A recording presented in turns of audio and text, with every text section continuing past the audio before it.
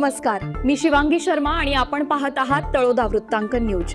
चला जाणून घेऊया आजच्या ताज्या बातम्या। शिरपूरकडून गुजरातला जाणारा दारूचा ट्रक नंदुरबार पोलिसांच्या जाळ्यात।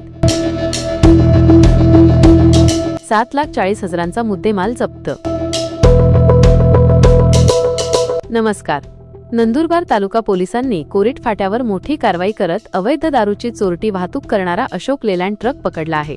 या कारवाईत पोलिसांनी एकूण 7,40,848 रुपयांचा मुद्देमाल जप्त केला असून 2 आरोपींना ताब्यात घेतले आहे। त्यानुसार नंदुरबार तालुका पोलीस ठाण्याचे प्रभारी दिनेश भदाणे यांना 1 मार्च 2026 रोजी गुप्त माहिती मिळाली होती की शिरपूरकडून कोरीट मार्गे एक वाहन विनापरवाना दारू घेऊन गुजरातच्या दिशेने जात आहे।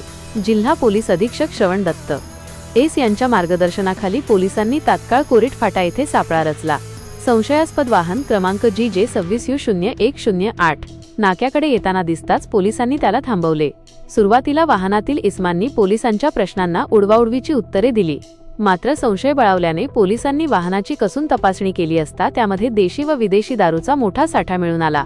या प्रकरणी पोलिसांनी दोघांना अटक केली आहे। त्यामध्ये फैजल मोहम्मद भाई हारथी वय 46 राहणार भावनगर गुजरात, तसेच जयेश राजेंद्र पाटील वय 26 राहणार जुने भामपूर तालुका शिरपूर या दोघांविरुद्ध तालुका पोलीस ठाण्यात महाराष्ट्र दारूबंदी कायदा कलम 65E व 108 अन्वये गुन्हा दाखल करण्यात आला आहे।